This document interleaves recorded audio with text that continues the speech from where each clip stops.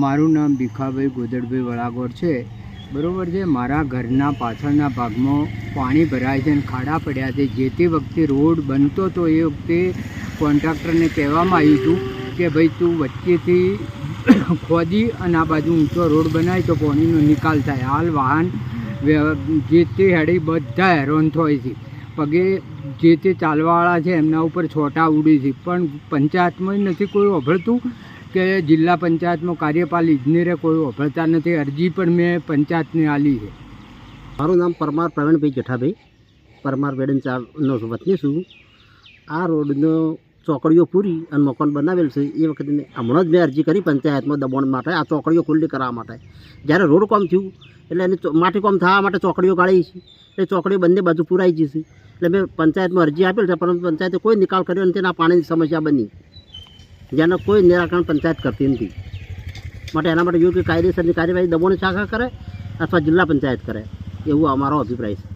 નામ વડગામમાં ધીરજકુમાર ધર્માભાઈ છે। હું સલીમપુરા ગામનો વતની છું અને અમારે લગભગ આ વેડંચા અને સલીમપુરાનો રોડ છે એ લગભગ 7 ગામોને જોડતો રોડ છે। પાલનપુર અને ડીસા જાવું નજીક પડે છે અને આ રોડ તાત્કાલિક વગર થવો જોઈએ, બરાબર।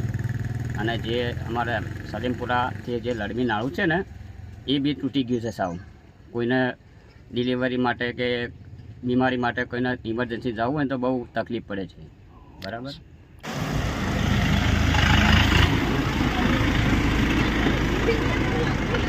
આ રોડથી તમે રોજે રોજ નીકળો છો? આ રોડેથી રોજ નીકળો છો? આ પાણી કેટલા દિવસથી ભરેલું છે? હે, અહીંયા વારંવાર ચાલવામાં કોઈ તકલીફ પડે છે? કોઈ તકલીફ પડે છે ચાલવામાં? આ વિદ્યાર્થીની બસ ચલાવો છો તમે ને? મારું નામ બેચરભાઈ હીરાભાઈ ભાટિયા, સરપંચ વેડંચા ગ્રામ પંચાયત, તાલુકો પાલનપુર, જિલ્લો બનાસકાંઠા। હવે અમારે વેડંચા પાટિયાથી વેડંચા ગામ સુધીનો જે ડામર રોડ બનાવવામાં આવેલો છે, આ રોડમાં ભીખાભાઈ મંત્રીના ઘરની પાછળ અને કોટિયાના ઘરની પાછળ પાણી ભરાય છે। હવે આ કામ જિલ્લા પંચાયત દ્વારા કરવામાં આવેલું છે અને એ અંગેની રજૂઆત ત્યાં કરવામાં આવેલી છે, છતાં પણ આજ દિવસ સુધી એ કામમાં જે પાણી ભરાય છે પાણીનો નિકાલ કરવામાં આવેલ નથી। પાણી ભરાવાનું કારણ શું છે? પાણી ભરાવાનું કારણ એ છે કે ત્યાં ખાડો રહી ગયો છે। જે માલ નાખવો જોઈએ તો એ માલ નાખવામાં આવેલો નથી અને ખાડો રહી ગયો છે, જેનાથી પાણી ભરાયેલ છે અને બંને બાજુ ઢાળિયા છે, બંને બાજુ પાણીનો નિકાલ થાય એવી કોઈ પરિસ્થિતિ છે જ નહીં।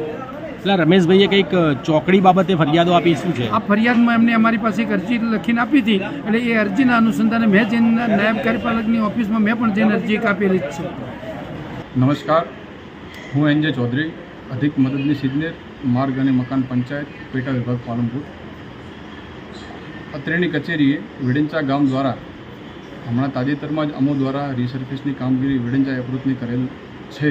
એ બાબતે ગામતળની અંદર પાણી ભરાવાના પ્રશ્નો વારંવાર આવે છે, તો જે જગ્યાએ પાણી ભરાય છે તે જગ્યાએ અમે રીસર્ફેસ અંતર્ગત સીસી રોડની કામગીરી કરી છે, જેથી વારંવાર ડામર રોડ ધોવાઈ ના જાય, પરંતુ ગામની અંદર ખેડૂતોનો આજુબાજુના ખેતરના પાળા વારંવાર ચડાવી દેવામાં આવે છે, જેના કારણે ફરીને રોડ ઉપર પાણી ભરાય છે અને ભવિષ્યમાં તૂટવાના પ્રશ્નો બનશે।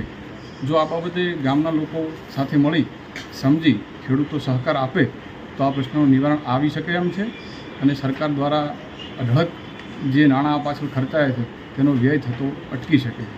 તો મારી વેડંચા ગ્રામ પંચાયતના દરેક નાગરિકોને અને સંલગ્ન ખેડૂતોને નમ્ર અપીલ છે કે આ બાબતે સહકાર આપી અમને મદદ કરશો।